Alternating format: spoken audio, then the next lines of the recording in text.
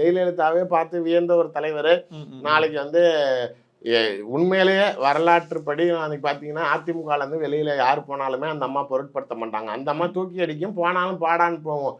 ஒரே ஒரு ஆளுகிட்ட மட்டும் அந்த அம்மா ஃபோன் பண்ணி போகாதீங்க, அவசரப்படாதீங்க, பொறுமையா இருங்க அப்படின்னு சொன்னது சேகர் பாபு கிட்ட தான். அந்த அளவுக்கு ஒரு இம்பார்ட்டன்ஸ் ஃபேக்டர் வச்சிருந்தாங்க.